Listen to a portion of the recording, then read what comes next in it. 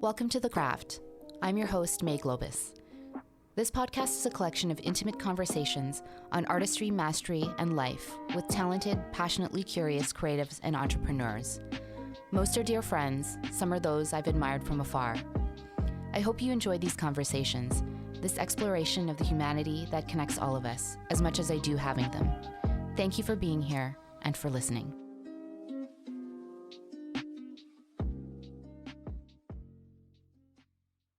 This episode is brought to you by Before, an incredible new self-care brand that just launched their first products, a line of purifying toothpastes.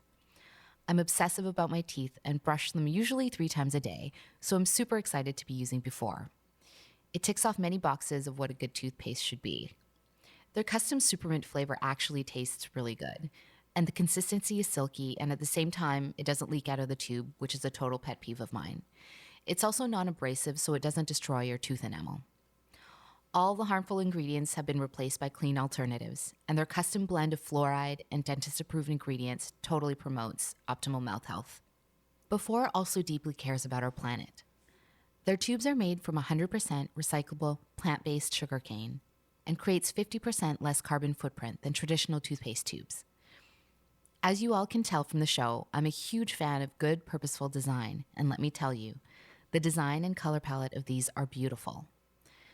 The tube stands upright on your counter and makes your bathroom look minimal and chic. Visit their website, before.com, and enter the code CRAFT10, CRAFT10, to receive 10% off your entire purchase. One-time use per customer. I'm a huge fan of what they stand for. You won't be sorry, and your teeth and the planet will thank you. As a number of you know, I'm also a certified sound therapy practitioner and founder of Oto Healing, a sound therapy studio and practice. Sound has been a healing modality through many cultures for thousands of years. Oto's approach to sound is rooted in both art and science, the art being the history of sound, the science being quantum physics, biology, brainwave states, and more. All listeners of the show get 15% off their first private 1-hour session. Visit otohealing.com to book yours now. Maddalen Pasini is a force. Her passion for her passions is infectious. Transfixing when she's talking about the things she's bringing into the world.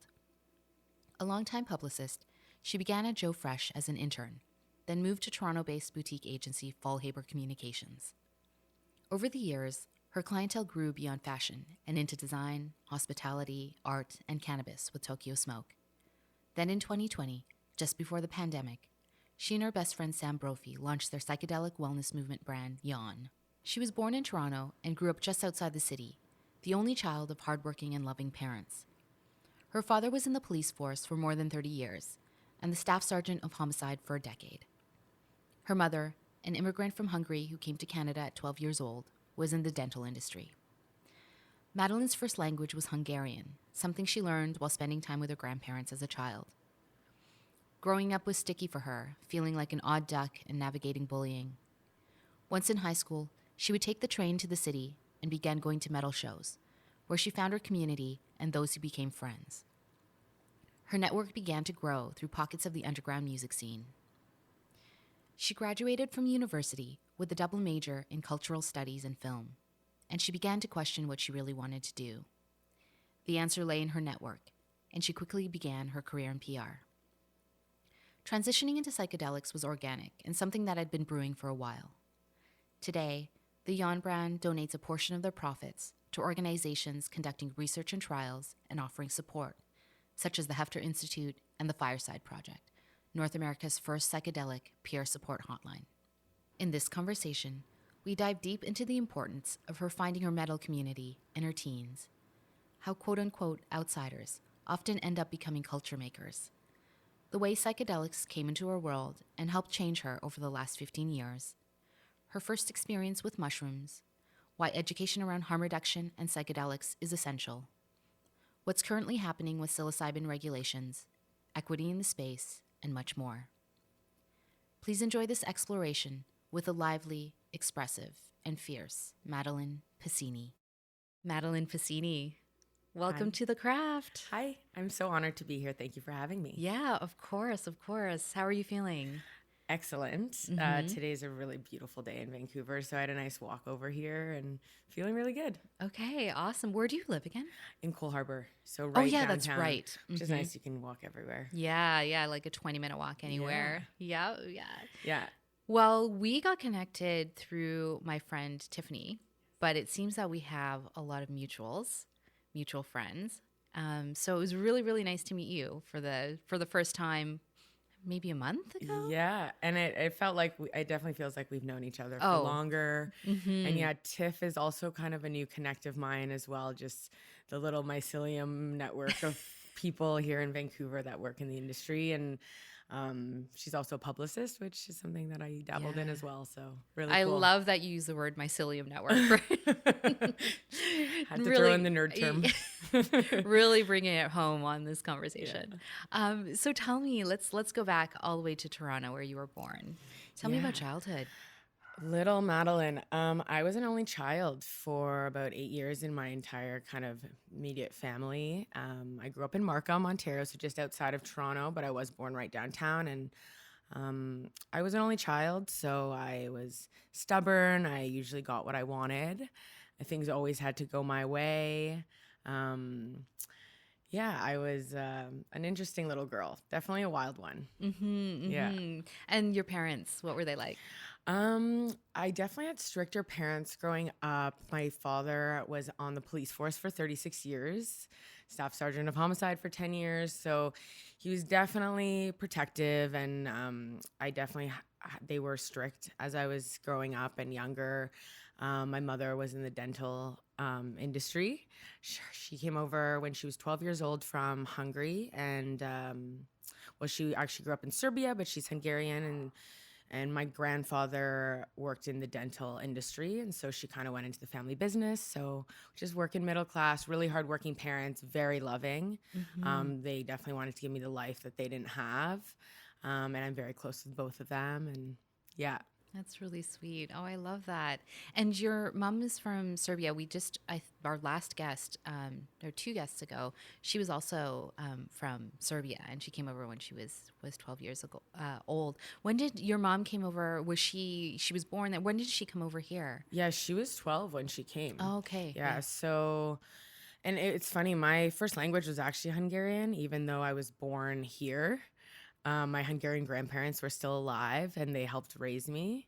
So I had this thick Hungarian accent when I was really young, and it's funny when I watch baby videos of me. Yeah, so I was definitely a little bit, of a fob kid myself. Even though I was born here, I definitely did not feel like I fit in. Yeah. And do you still speak it?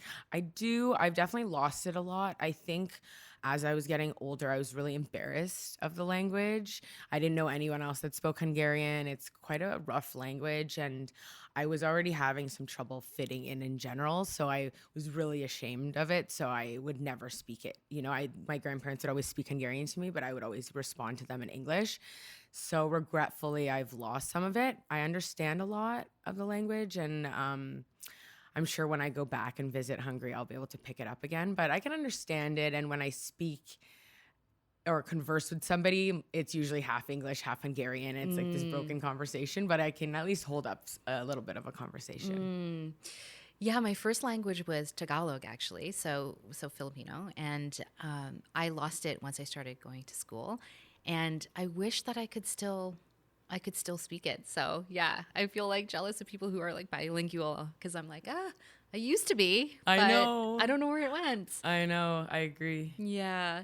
Well, tell me a little bit about high school, and then leaving high school, and then what happened with your life in terms of career after that. Yeah. High school and elementary school and just growing up in general was a little bit sticky for me. I was always one of those little girls that never really fit in. I never had that great of a relationship with myself. I never really felt grounded. I was always kind of the odd duck, and I struggled a lot making friends and fitting in, and it was really hard going through those years, really hard. There was times where I hated being me, and I didn't want to wake up, and it could be really rough being bullied in school. And as I grew up and got older and went through the years in high school, I also became a bully because I was very angry at people and angry at the world. You know, there's people I went to elementary school with that I ended up bullying them, you know, and I'm not proud of that. I'm grateful for the experience now because it really made me who I am today. But I got to this place of, you know, hating the world and being angry at everything because everything was so cruel to me, you know, and I was the victim. And because I didn't really fit in too much, I ended up going downtown from Markham and meeting people off of MySpace and going to metal shows. And that was kind of my salvation and my safe place. And that's where I really fit in. The metal community is a very interesting one. It's, there's different parts of it. Obviously, there's the metal community, the hardcore community, but I find a lot of the people that are into that culture and that music, they also don't fit in other parts of their lives. So we're all kind of the outsiders and we find our own community in the music. And so, yeah, that's what started my Toronto network and going downtown. And yeah, I was meeting people off the internet way before Tinder. So not to date, but just, you know, to make friends. And that was a big step for me. And I think it was very important for me to have gone through that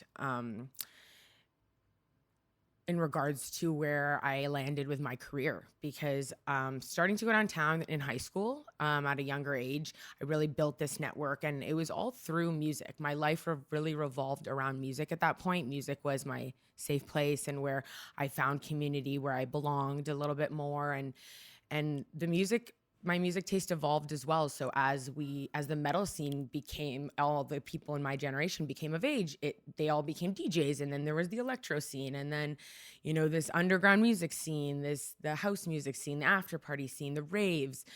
And it just developed from there. And I always went out for music, and I'd go out to dance or to, you know, headbang or whatever it was. And because I became a part of all these little music pocket communities across the city, I really built up my network.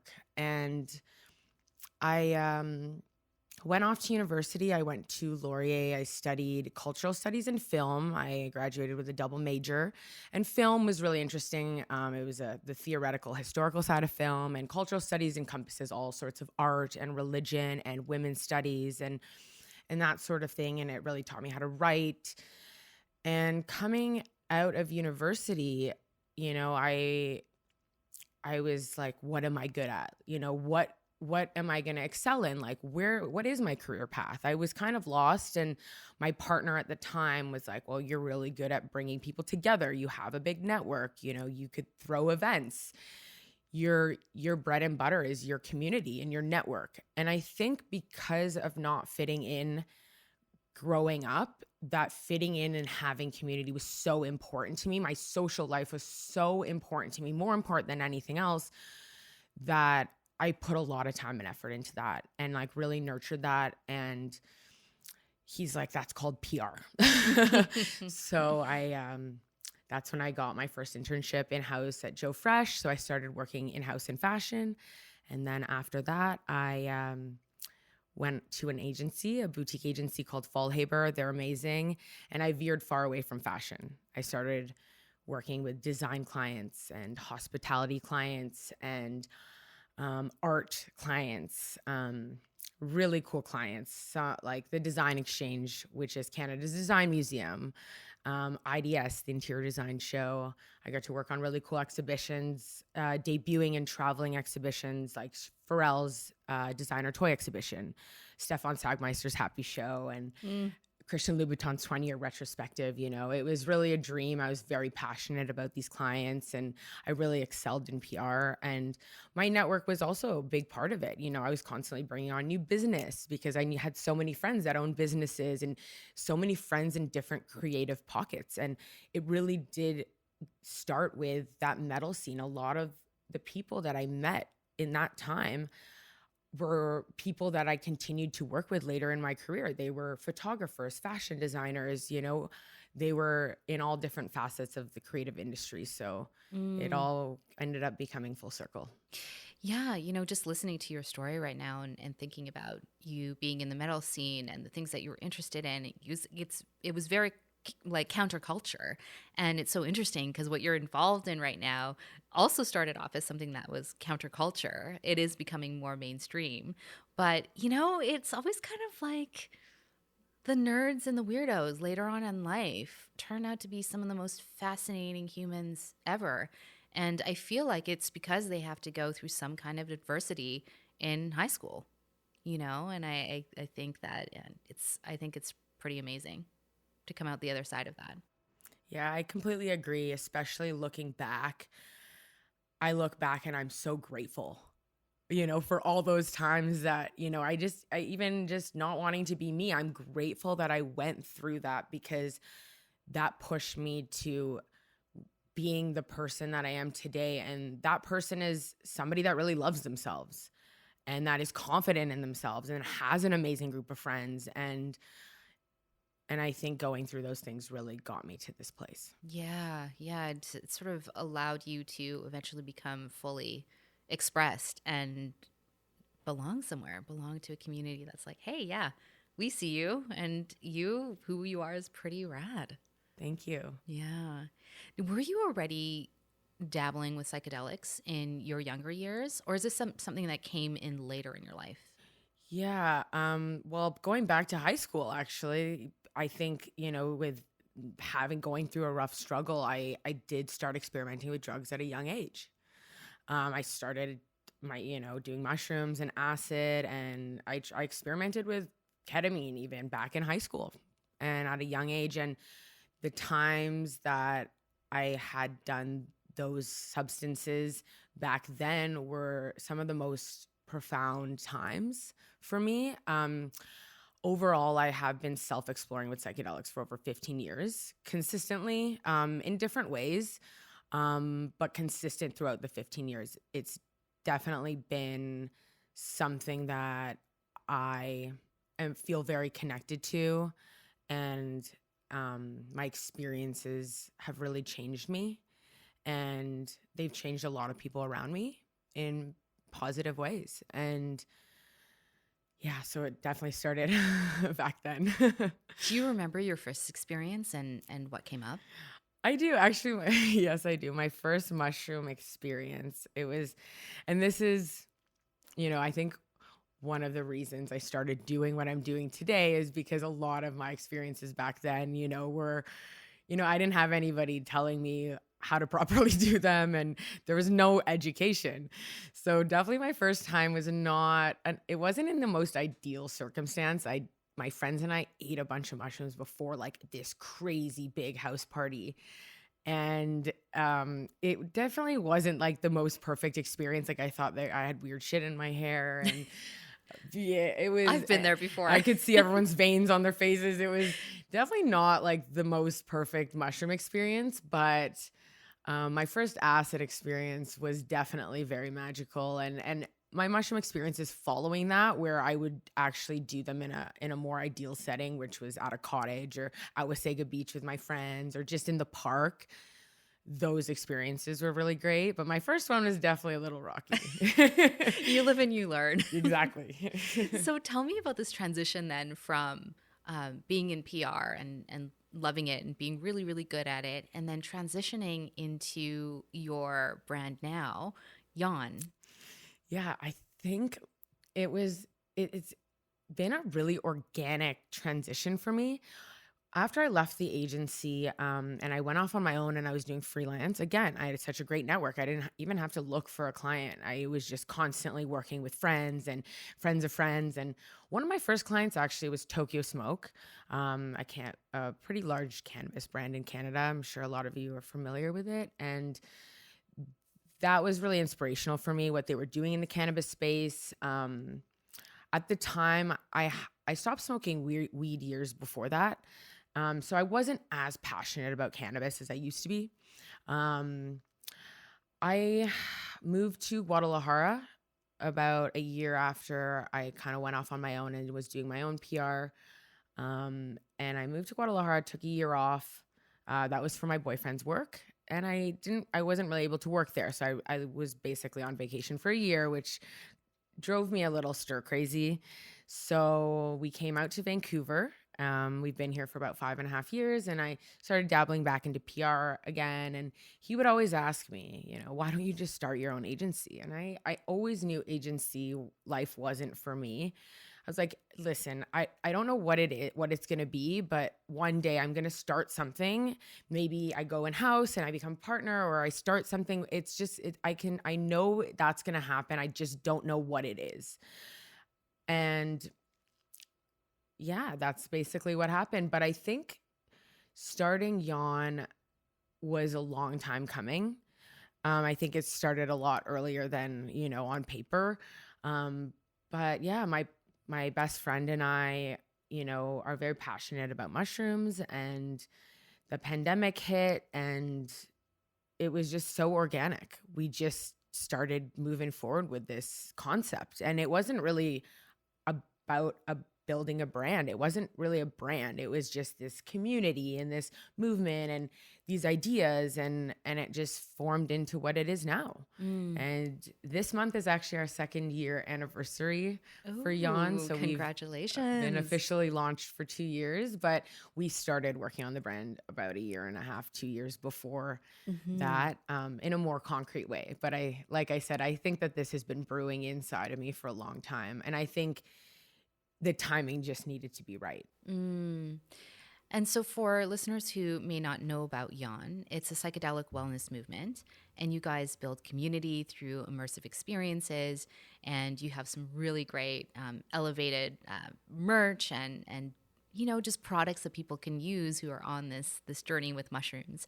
Tell me more about what you mean by psychedelic wellness movement. So I think a lot of people, when they are talking about psychedelics or medicine, or especially now with what's happening with the medical side of things, and this is, the second psychedelic renaissance, we're really moving forward with a lot of the research and the medical side and the trials and the treatment side of things. And that is mainly, I think, addressing, people who are maybe mentally unwell, and we are trying to reframe that, because psychedelics and, earth medicine or earth tools, I don't believe are just for people who are unwell. I believe that they're also to help people better their mental wellness, people that maybe are on a good path as well. And I think the self-treatment side of things and people wanting to explore their own consciousness on their own is just as big, if not bigger, than the medical side of things. And I think with my own exploration for over 15 years with this, I can attest to that there are a lot of people that are out there doing it on their own accord. And I think that the lack of education throughout,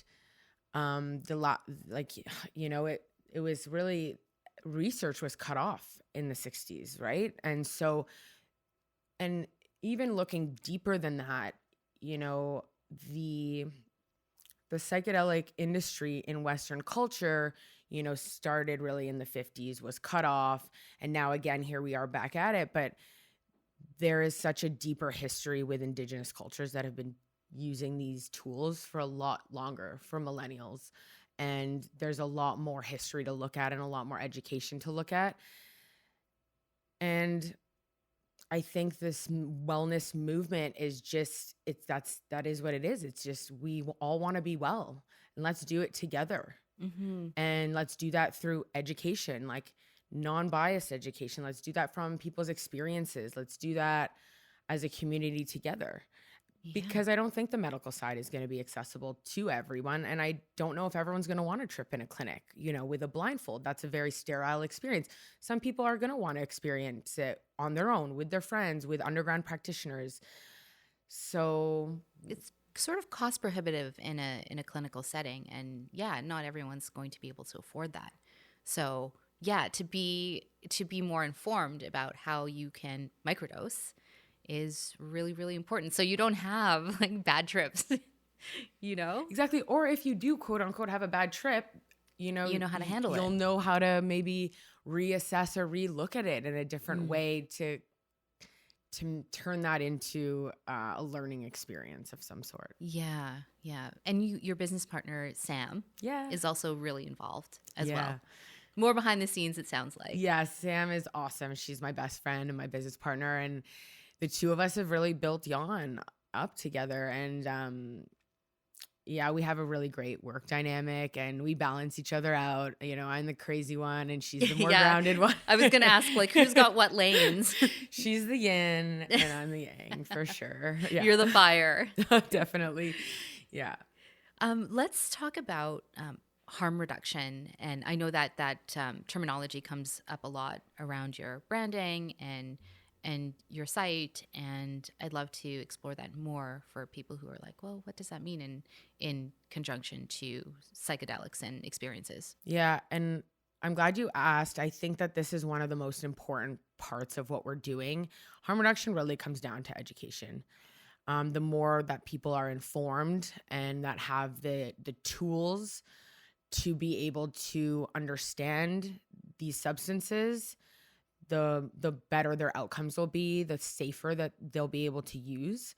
And harm reduction is the most important thing right now for sure, because creating a safe community, a safe environment through education, I think is what is really going to make a difference with this movement moving forward in a positive way. I think we have to be really careful about how we speak about these tools because they're not to be taken lightly. They're very powerful, right? So as much as we are talking about self-treatment and people using this recreationally, we also have to be very careful in how we educate people on how to use, because people can take information so differently, and because these medicines are so powerful, it could really impact their lives if they're used incorrectly and if they're, misused in any way. And again, with Yawn, we're not telling people to go and do psychedelics. We're giving people the education and the tools so they can do it safely. Yeah, because it's not only, the dosage you take, but it's also the environment you're in, who's surrounding you. I feel like all of those play into the type of experience you're going to have. Oh, absolutely. And even talking about like little simple things like music, it's like the simplest things, make sure you have your music set up before your trip, because if you're fumbling with music during your trip, that could make you potentially have a negative experience, little things like that. And that's why even with Yawn, we offer these trip mixes, which we collaborate on with different artists and creators, and just like offering all different little tips and tools for every step of the journey. I think it's really important. We work on our educational platform with a close friend of mine. Her name's Dr. Lindsay Mackay. She has been working in the downtown east side, which is basically like Vancouver's Skid Row, right? I think when I moved out here 5.5 years ago, just really seeing that and seeing the opioid crisis up close and personal and the mental health crisis up close and personal, really, it had a huge impact on me. And Lindsay's been working down there for about 7 years. She's an addictions physician, and she's also a psychedelic medicine researcher, and she's really passionate about this. And she's co-leading and leading some of the clinical trials here in BC in relation to addiction with psilocybin. She's doing that with Numinous, which is really cool. And she really helps us kind of manage, and she helps us with our educational platform and helps guide us to make sure that we are giving really factual tips and that we're giving proper information and wording it in a proper way, and also giving the correct education on regulation and what new studies are coming out and that sort of thing. So she works very closely with us, and she's really helped shape Yawn into what it is, especially on the educational side. You use the word regulatory, and I'd love to know what's happening in that space right now around psilocybin and regulations. I know that in various cities in North America, it's legalized, and so what have you been seeing happening in terms of regulations that's exciting you, but also what are some setbacks? Yeah, so we are definitely moving forward with the movement, especially in North America. You're starting to see a lot of states decriminalizing psilocybin. Oregon is the one state where it's fully legal, not recreationally, fully legal therapeutically. Um, and there's more and more states that are decriminalizing it. In Canada right now, it's actually not even decriminalized. Um, but we are still moving quite forward with the regulations in the sense of making exemptions and exceptions for therapeutic use. So we went from an exemption protocol to now there's a special access program. There's definitely a few hoops you need to jump through in order to get access to that program. You need to fall under specific criteria. And I know that has become a little bit harder to actually get into. However, there are a lot of trials happening in BC. I did a walkthrough of Field Trip's office here a few months back, and they're offering psilocybin treatment. It is at a higher cost. You're looking at $3,000 to $6,000, but that also includes a lot of follow-up therapy sessions, and they do have some programs that can make that a little bit more accessible to certain people. But right now, it's definitely not fully accessible, and yeah. So, I mean, we're not even decriminalized here. However, we do have about 10, 15, 20 standalone brick and mortar mushroom stores in BC. I And walked by one the other day. yeah, and the police are going in and they're not cracking down on those. I think that they have bigger fish to fry. Mm-hmm. We have decriminalized possession of certain drugs here in BC as of this year. But that class actually doesn't include psilocybin. So I think that there is a little bit of a disconnect with the regulations and then where we're actually moving forward, because we are still moving forward with psilocybin. It's clearly, going to be legalized here, I believe, in the near future, but the regulations don't add up with what's actually going on in the city. But that also happens with cannabis. I think we're almost moving a little bit faster It feels that way. than what the regulations can keep up with at this time. And I think that that's okay. But I think things will need to change soon. I wanted to ask about taking psilocybin in a clinical setting. That's often a higher dose, right? Like a hero's dose versus a microdose. And it actually might be great for you to help define what a hero's dose is versus a microdose for people who don't know the difference. And also going back to the clinical setting, and that's more of a hero dose that requires more support, right? Yeah. So right now, a lot of the medical treatment and the therapeutical side is focused on larger doses. Those larger doses do tend to have a more lasting and impactful experience with people. So microdosing, there's not enough research right now on microdosing, and it's also more of a long-term experience, right? So microdosing, we have a lot of personal accounts and we have a lot of just more, I guess, non-academic reports on it right now. They're not really trialing too much with microdosing. I think that there will be more of that in the future, but right now they're definitely more focused on a larger dose. So a hero's dose is typically known for 4 to 5 grams, which is quite high. It's but high. that is quite high, and that's kind of based on Terrence McKenna, who some of you might have heard of. It's kind of his account of what a hero dose is, and he was a big pioneer in the psychedelic space and really wrote a lot of books on psilocybin, especially when there was still so much stigma on them.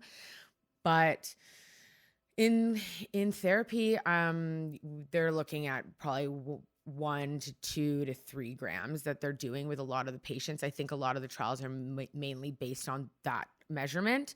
And microdosing is very subperceptual. So microdosing, you're looking at 20 milligrams to 250 milligrams. And subperceptual meaning that you can't really even tell. Yeah, you don't hallucinate. You might tell a little bit in your mood and your creativity, maybe you're in your focus and stuff, but you're not supposed to feel it. You're supposed to be able to work on it and go on with your day. And then, anything from 300 milligrams upwards, you will feel.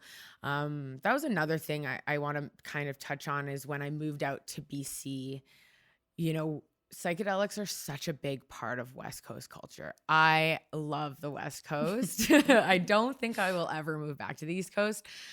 I really love it here. It's very different from coming from a city like Toronto. There's not the same sort of like nightlife. People are getting up early and they're going on hikes, or they're going to Wreck Beach, which, they're going to do some acid and go to Wreck Beach, which is a nude beach for if anyone doesn't know what that is, but it's quite an experience. The first birthday party I went to in BC was actually my partner Sam's, and we ate a bunch of mushrooms and went snowshoeing. I'm used to going to a nightclub in Toronto. So I wonder if it's because we're so close to nature and the accessibility to it is just there. And then you do feel drawn to it I feel like anyways, I am when I'm on mushrooms or psychedelics. I'm like, I just want to be one with nature right now. Absolutely. And that's what it is. It's all about the nature here. And the plant medicine and earth medicine is such a big part of culture out here. When I first moved out here, every time we would go out with friends, everybody was doing Scooby snacks. And a Scooby snack is around 350 milligrams. So it's a smaller dose, but it's a dose that you definitely feel. And you drink less when you do that, and you have more like deep conversations with people, and you could kind of stare at like this weird piece of the wall for an hour. It's like, it's really fun. And that really changed things for me moving out here, because back home, I, would have my once or twice a year big trip with my best friend or a group of friends or whatever it was at a cottage. And I still think that was great, but coming here, it was way more accepted as part of daily life. Everybody was doing mushrooms every week, and that even though Scoobies are not microdosing, it's still, in my personal opinion, a little bit better than having, 20 drinks, and it really made a huge impact on me and how I viewed psychedelics and how I engaged with them. And yeah, I think that was also a big turning point for me coming out here. It really opened my eyes up to the whole West Coast culture and how accepted psychedelics were out here. Because in Ontario, it's not like it's starting to get like that, I think, now, but it wasn't like that. Yeah, I'm just reflecting on a memory that I had in Ontario. I'd gone with an old friend to Tobermory, and we had done the hike to, I think it's called the Grotto. And really, really beautiful. And the water was a color like unlike I'd ever seen. It was like, am I in the Caribbean right now? It's really, really beautiful. And then on the way back, we decided to take some microdoses. And again, this was kind of my it was the fledgling time of me starting to do this on the regular. And on the way back, I believe we each were like, okay, we'll take a couple of microdoses. And I think we took 4 or 5 and swallowed the pills, but each one of them was 100 to 150. And then you're hiking back, your blood is going, we tripped out. Yeah. And now when I reflect back on it, now that I know more, I'm like, whoa, that was like more than a gram. Oh, totally. And that's the thing too. It's, all these years of not having that accessible education, there's so many mistakes that people were making. Like I was never measuring out mushrooms. I was just putting my hand in a bag of mushrooms and eating them, and I was not always taking into account my set and setting. I obviously kind of learned that just through experience, and I'd often learn through the hard way. Most of my mushroom experiences were really great. But I think that lack of education and that lack of just being able to openly talk about it with your friends and family, and just that these decades of stigma that it's had, that was really what drove me to start Yawn, was to create a platform where people felt comfortable talking about mushrooms and talking about their experiences and talking about how to safely use them, because there's a lot of information out there, but not all of it is accessible. Like, if someone just wants to try mushrooms, they're not going to be digging through these medical journals and looking at the news, which is really focused on that regulatory side. You know, I wanted to give people this cool brand that's on the streets, that's at their level, you know, breaking information down and making it digestible for people, making it accessible, you know, giving people clothing to buy so they can open up conversations in their own community about that, but then also bringing awareness to larger topics in the industry as well. So with Yawn, for those of you who don't know about the brand, we sell clothing to, you know, help people and spark people to open up conversation in their own community. And it's just like this fun, you know, kind of lifestyle aspect of psychedelics that didn't really exist on the market. Really, we put a lot of love into our clothing. They're really great quality and they're fun.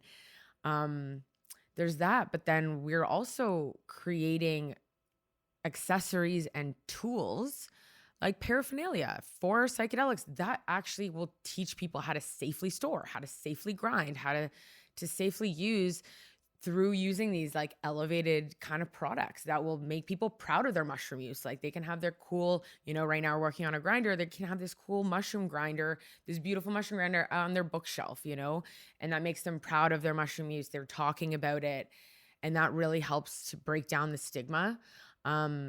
And yeah, the storage too, because you can have a bag of mushrooms that you've had for 2 years, but then, you know, it's lost its potency or all the different things. And you're like, oh, I didn't even think of how to properly store this, you know, living thing, living thing. They're organic. It's organic matter. Of course, it's going to get moldy, right? So yeah, we're, you know, proper storage unit that, you know, helps to keep your mushrooms from heat, light, and moisture.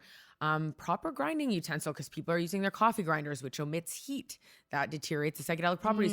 There's a lot of things people don't know, and these products don't exist on the market. With cannabis, there were bong shops and head shops, and yeah, they were grungy, you know, and obviously then Tokyo Smoke came around, but that's kind of what we're trying to do for psychedelics, except there's no grungy psychedelic stores, you know, there's nothing like that out there. So we are really trying to pave the way with these products and show people like there is all these cool products you can have for your mushroom use. And here's all the information on how to properly do it, you know? Yeah. There's a couple of different pathways I want to go, but I want to touch on equity in the space. But before we go there, I want to talk about the origins of the word yawn, because when I was doing some research, I didn't realize that yawning is the first physical thing that you do in the womb. Like, yeah, in the first trimester. I felt mind blown when I read that. Yeah, I actually didn't know that either until we had come up with the name Yawn. Yawning, for those of you who don't know, it is a physical indicator when you're kind of on the come up of getting high on psilocybin. If you're doing a larger dose, you won't feel that if you're necessarily doing a Scooby. Sometimes you will, but if you take, you know, anywhere from 350 milligrams to, you know, upwards of 1 or 2 grams, most people start yawning as they're starting to get high. It's still not fully explained as to why that happens. We have our own theories, but yawning is also associated with being tired or sleepy, you know, but when you're yawning and you're getting high on mushrooms, we consider that waking up. You're expanding your consciousness and you're actually, you know, waking up. So it's a fun play on words. We're trying to reframe the word yawn. It's like, it's not about being bored. It's about, you know, being awake. And yeah, apparently babies, and it's one of the first physical actions that they do in the womb, which is so cool. So it's kind of the beginning, you know, and then it's also the awakening. And there's just yawning has such a deep meaning to me now, because I'm simultaneously on my, you know, journey of my own healing and my own psychedelic journey. And as I dive deeper with different medicine, yawning is also a form of purging, of like energetic purging, and it's a really beautiful thing. So it's also an intake. Like if I think about yawning, you're also like intaking air too in that action. Yeah. So you're like you're bringing life. You're bringing prana into absolutely opening your up body. your throat chakra. Like literally Literally. opening Totally. it up. It has so many cool meanings, and it's just and really fitting. It's fun and fitting. Totally. And if somebody doesn't fully get it, it's still a word that they're familiar with. So well, let's jump into equity in the space. Yeah. And because I think this is such an important conversation for all kinds of industries, but definitely noticing that cannabis industries and psychedelic industries are super male dominated. And now you've got 2 females who are pushing this movement forward, which is amazing. But what are you seeing in terms of equity in this space? What you would like to see and change? Absolutely. I think a lot of the information that we have here in Western culture is obviously based on white educated males. And there's a huge history that goes, you know, a lot deeper than psychedelics in the Western world. Psychedelics in the Western world started in the 1950s, you know. There's a lot more that we need to pay respect to and learn about. And what we're trying to do with Yawn is bring awareness to the inequality in the space and bring awareness to the problems that are still happening. And we're doing that through our products. So with the mushroom stash bag that we launched, we made it a campaign. Like, you know, if you are of color and you are in the middle of the States and you get caught with this bag, like, you could potentially go to jail. Like, we are very aware of this. This is still a very prevalent issue. And, you know, we made it a campaign for the Drug Policy Alliance. And that was really important to us to, like, you know, bring awareness to that, especially to our audience. And through a product that we're working on right now, we will be donating to the Fireside Project. The Fireside Project is the world's first psychedelic peer support hotline. And they have an equity initiative fund, which is created by a friend of mine, Hanifa Washington. She's the co-founder of the Fireside Project.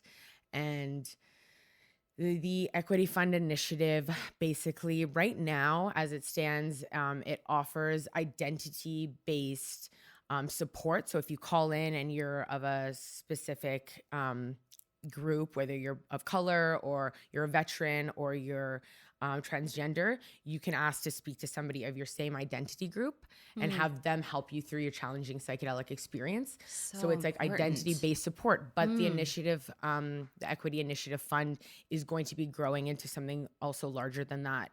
They're going to be providing job opportunities and educational opportunities, internships, scholarships for people of minority groups and marginalized communities to get work within the psychedelic space, for them to then further heal their community. So it's really this full circle. That's beautiful.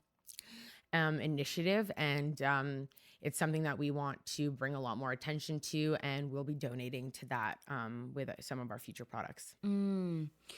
Yeah, that is just such important work. You know, you're talking about someone being able to call and speak to someone in their community. Of course, that's really important, especially if you're going through something real. Say you went through an intense experience, and you know a lot of things came up. It may be something that you or I would not be able to understand. So I think that's such important work.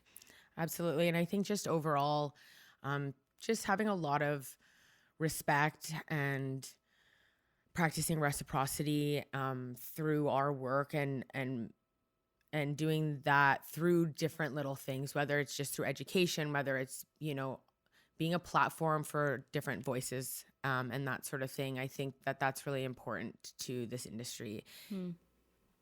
How else do you think, I've just been thinking a lot about this lately, and you talk about paying respect to where all this comes from, to the cultures that have been doing this for centuries, thousands of years. How do we, besides supporting all of these amazing organizations, how can we just as humans remove our colonial lens on these important medicines that have been around for a really long time, and to ensure that we are doing such a respectful, approaching it with such a respectful lens? Like, what else can we do internally, or what kind of frame of mind can we have as people as we're doing these medicines to make sure that we're not exploiting them in this new age, Yeah, I think with all the different, because this is becoming so popular and it is becoming more mainstream, and a lot of people are going and doing different ceremonies and that sort of thing. I think one of the important things, or something that I suggest at least, is if you are going to go and, for example, say go and do ayahuasca, I think it's a good concept to think about it like, okay, this comes from this certain part of the world, and this is where the practice is. So to actually go down to the jungle in Peru and go and sit with the tribes there and learn about it in that way, rather than doing it in the basement in Brooklyn, in New York, where I'm hearing there's so much happening in North America with ceremonies and, people calling themselves shamans and that sort of thing, and doing your research, obviously, to make sure that you're vetting whoever you're going to sit with and drink medicine with, or whatever ceremony you're going into, to really vet the people that you're sitting with, the community that you're sitting with, and doing your research on the culture, and maybe going and spending more time there. Don't just go in for your ceremony. Go and spend time, down there, and spend time with the Indigenous community, and maybe help out for a little bit. And I think that's one way that I think people can learn more about it, is going to the source, and paying their respects there, rather than just doing it, in North America. Mushrooms grow here. So I think that,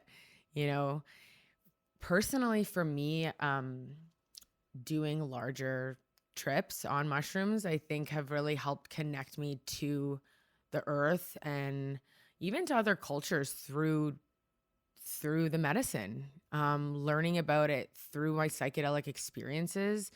How has it shifted your consciousness, like from who you are now to when you started? What are some big shifts that you've noticed in you as a human? With plant medicine, I've been able to really come into my own skin and leave behind a lot of things that don't serve me.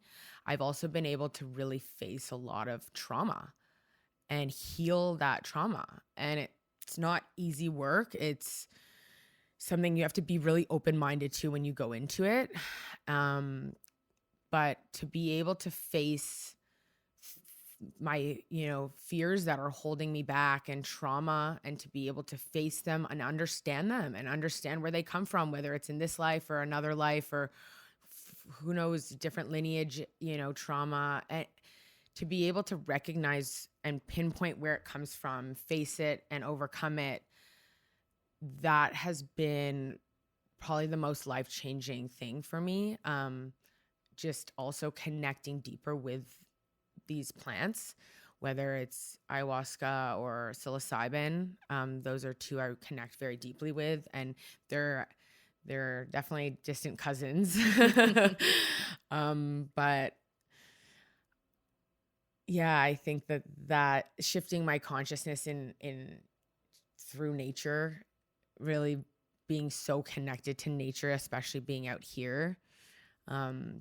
It's done your soul good. Those are probably the biggest ones. I've calmed down a lot too as a person. I'm a very, very hyperactive, really crazy, fiery, person that's kind of all over the place.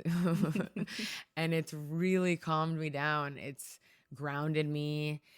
It's, helped my nervous system. So many things. All important things. Yeah. It's pretty incredible what these medicines can do if you trust it and allow it, and trust yourself too. And just listening to you talk about just working through, aspects of yourself. And I feel like in these experiences too with it, you also just make peace with the shadow aspects of yourself. You stop shaming them, and you just say, oh, I see you, and there are things we can do better, but I see you, and I have empathy for where you come from, which I think is so important for just your own inner child. Yeah, and almost even loving those parts of you. That's what it's kind of shown me. Is like even the worst parts, like I just love it. I love myself. I'm okay with it. And I know you guys are wanting to focus more on immersive experiences. You did your first one with Secular Sabbath, which I follow on Instagram, and I think they're doing some really, really cool things out there. Tell me about that experience in the desert and what that brought, like what was happening, what was involved, and what's for the future, perhaps. Yeah, absolutely. That was quite an experience. Genevieve Meadow-Jenkins is the founder of Secular Sabbath, and her partner Rye is also heavily involved. If for those of you who know Rye, he's a musical artist, a very beautiful singer. He's actually from Toronto, and the two of them put together, these sensory ambient music experiences that really came out of the necessity for an alternative to drinking music festivals, drinking focused festivals or events. This offers something that's a little bit more mindful, which is really aligned with what we're doing. But our partnership with them came a lot earlier than that.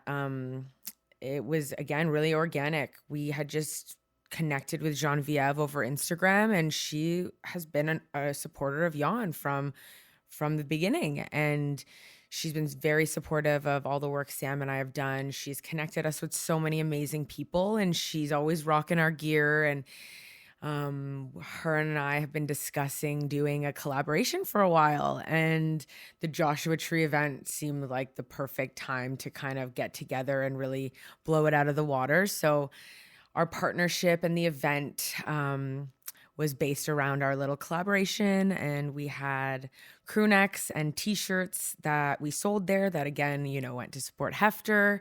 But they really were about, these two female created projects coming together, supporting one another, and just building community around that, and building community around more mindful practices. And so Yawn came on, and we basically provided education.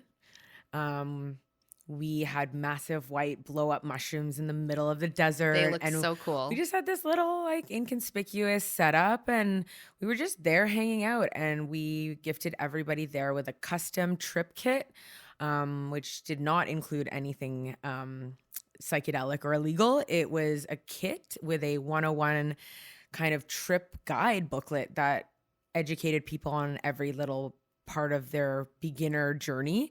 And we provided little tools in the box, such as chocolates, tea bags, ginger chews, and so forth, to accommodate people on different parts of their journey, whether it's to, mask the flavor, or create a tea ritual, or, help with upset stomach. And so it was really just like an actual little trip survival guide that we provided everyone there with, which was really fun. And then we sold our little collaboration, and then Rye played a sunrise set wearing Yawn, which was really special, with our mushrooms in the back. And it was a really mushroomy, fun experience. And there was some really other cool brands that came on as well. Othership was there. Othership My friend was Adam there. was there. Yeah, Adam was there. That's where I met Adam. And I'm friends with Rob Bent from Toronto. We've known each other for a long time. Okay. And he's really supportive of what we're doing with Yawn as well. And so, yeah, they were there doing the breath work and the cold plunges, and Secular Sabbath had amazing cacao ceremonies and the food looked tie-dye good. stations. Oh, yeah, that was Taka Table. Yes, the food Taka was Table. phenomenal. And it's a very special, intimate group of people. It was only 100 people, but the people that were there were, very like-minded and artistic and creative. And it was such a special weekend. It was really the perfect weekend for Yawn to be a part of with Secular Sabbath. And we're going to continue working with them in the future and doing cool things with them because we're just so aligned. Well, I've got to come to one for sure. I think it sounds and looks so good. Yeah, so. I'm wearing my Secular Sabbath crew neck right now and my Secular Sabbath socks. Genevieve, I love you. The Secular Sabbath it's a goat, right? It's a little lamb. Lamb. It's Not a goat. Lamb. It's a lamb. Yeah, and it says yawning is the portal to my soft inner landscape. And that's kind of what Genevieve says about ambient music as well. And there was a lot of yawns and a lot of really chill moments and really cool artists. A lot of cuddle puddles with friends. So many cuddle puddles, exactly. I love it. Yeah. So everyone check out Secular Sabbath too. They're doing some really cool immersive work. So what's exciting? What's coming up? I know that you guys support the Hefter Research Institute, which is really, really important. Do you want to share more about what that partnership and collaboration looks like? Yeah, so it's since we're a psilocybin focused brand, the Hefter organization, or the Hefter Research Institute organization, is a psilocybin focused research institute. So they fund most of the psilocybin related trials in the world. They are the biggest psilocybin research funding agency, and they also focus not just on the medical side. They also touch on spiritual and other sorts of aspects that come along with psilocybin research. So they're a really cool agency, and they're not for profit. And so all of our clothing supports them. So a portion of our proceeds goes to Hefter. And then, you have a game coming out. Yeah. So we've been working on this for 2 years now. It is a card game. We're going to be launching a Kickstarter for this very soon, within the next 2 months. It's a card game. It is a psychedelic card game, but it's, as much as it's a game, it's also kind of about creating ritual, community, and laughter. And it's a really positive tool for people to use while tripping or even sober. It can get you into the psychedelic state of mind. And it's about kind of letting people embrace their strange side. And it kind of inspires and provokes people to get a little weird and think about weird thoughts and really be creative. It's a game that's definitely about embracing your weird, strange, psychedelic side. I love it. Yeah. So, and as much as it's obviously a tool for more recreational use, I think that recreational uses still can be very therapeutic. And, sometimes you don't want to get super deep and emotional on psychedelics. Sometimes you just want to have fun, and that's therapeutic in its own way. So we've been working on this game for 2 years. There's been many iterations of it, a lot of beta testing, hundreds of hours of beta testing, different prototypes.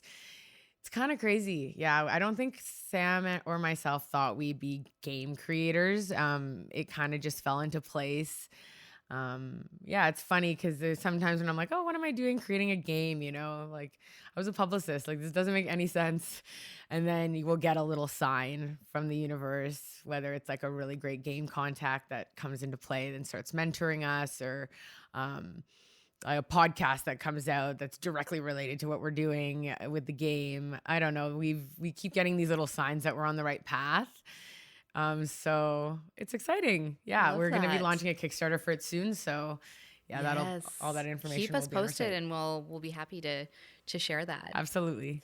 For anyone who's curious and hasn't yet explored microdosing, what would you suggest to these people who maybe want to try it out? Yeah. Okay. I think it's very simple. It's very different for everybody. So you're going to have to trial and error it. I suggest starting very low. So 20 to 50 milligrams. And my protocol is once every 3 days. So 1 day on, 2 days off. Take it in the morning before you eat. And just journal, keep track of how you feel. And once, it's also good to take breaks. Because you do build a tolerance to it. So take a few weeks off. Some people also like to take it every day, except for the weekends. Some people, everyone's different. I like the 1 day on, 2 days off because it gives you a good buffer in between and it kind of still helps you float through the week. But definitely keep track of things. Journaling is important. And just see how you feel. And then you can also up your dose after a little while and then take a break. Yeah, that's I would say yes to that. Like I feel like that's what I do as well. I feel like you do grow a tolerance. Yeah. So I did start off with 50s, but now I'm up to like a 150. Yeah. And sometimes a 250 if I'm home alone and just want to just Totally listen to music, which But is then really great. If you take like 3 weeks off, you can go back to the 50s. That's right. Yeah. Oh, I love that. Yeah. Just a couple more questions for you. What has psilocybin brought to your life that you were the most grateful for? I think I would have to say a deeper appreciation for Mother Earth, Mother Nature, a very deep, deep appreciation. And it even started as simple as, being outside earlier on a big dose and just staring at like one piece of this tree for like 3 hours, and just it comes alive and you breathe with it and you feel this deep connection with it. And it started off as simple as that, when I was back in high school doing trips and even being in Wasaga Beach and the waves look like they're uncovering a spaceship and you're just glued to the water for, hours. A very deep appreciation of Mother Nature. I think that's what psilocybin has done. It's really brought me back to my roots, which is Earth. Yeah, and something that I hope for everyone really at some point is to be so in close alignment with this planet. For you, this is a question for you, like another level deeper. You were talking about you and your teens and what a tough time that was, and that at that point you didn't love yourself. But then listening to you as we started going deeper into this conversation, and you were talking about now I love myself, like in this more fully expressed version of yourself. And my question is, at this moment, at this point in time, what do you love most about yourself? And what do you love most about humanity? Ooh, that's a good question. I think I would have to say I love the part of me that is not afraid to go out there and do what I love and follow my dreams and my passions.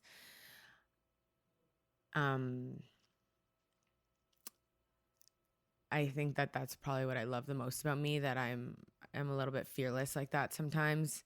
I'm not afraid to speak my mind and speak the truth. And with humanity, I think I love the support that comes from people, the community. I think that is that's probably the most important thing, for so many people, is feeling love and support from, their fellow humans, and that we are really built on one structure. We are all one. And that's what I love the most about humanity, is the love and support that you get. Like I wouldn't, as much as I love that part about me, about being fearless and just following my dreams. But I also don't know if I would be able to do that without the love and support that I've had from humanity, so they kind of go hand in hand. Having your friends and family believe in you makes you believe in yourself. And I think that, it's definitely, those are the two. My final question that I ask everyone, with what you do, what is it that you want to leave behind in the world? I would love for people to be more open-minded, whether that is to feel comfortable, to be more silly, or to explore their consciousness more, or to be open-minded to things that might have stigma, these counterculture things that might have stigma, that might not be, accepted, but to be more open-minded to things and to follow their passions. That's what I would hope, that if I could leave any impression, I would want that for people to take to go away with. So wonderful. And if people wanted to connect with you or Yawn, where can they go? Yawn Together is the Instagram and the website, yawntogether.com. Amazing. Amazing. You mentioned Terrence McKenna, and I had been reading a bunch of his quotes. I feel like there's a lot of them on Instagram. Do you have a favorite one, or just a favorite sentiment that he's left behind and that has made an impression on you? When he talks about doing his 5-gram heroic dose, and he talks to the mushroom god, and it's basically the stoned ape theory, where how mushrooms are not from planet Earth, and that, they came here, or somehow they're here and they helped with human evolution. That's probably one of the most impactful Terrence tidbits. It's so mind-blowing. Yeah, his brother Dennis actually lives in Abbotsford. What? Yeah. Really? There are a lot of like the psychedelic and the mushroom people. Yeah, like the they come out to wayfinders. BC. Yeah, like Paul Stamets is on Cortez, and Dennis is in Abbotsford, and There's something about the West Coast. Coast. I know Vancouver especially is very special. So Yeah, BC. yeah, it really is. Oh, Maddalen, thank you. Thank you for being here. Thank you for sharing your story and your thoughts and being so open about it. And I can't wait to spend more time with you. And maybe have a little microdose together. A game night. Game night. Yeah, Definitely. I'm in. This is my RSVP. Thank you so much, May. It's been such an honor. Oh, thank you. As always, thank you for being here and for listening. To learn more about today's guest, visit the episode page for show notes and links on wearethecraft.com. You can find the entire podcast archive here, or explore more conversations with past guests on Spotify and Apple. Don't forget to hit the subscribe button on these platforms, including YouTube, to get notified when new episodes drop. Any likes and shares on social media are deeply appreciated too. Sound and audio engineering for the show are by Andrew and Jay Bagaspis. All guest portraits and images are by Juno Kim. Appreciate you all, and see you again soon.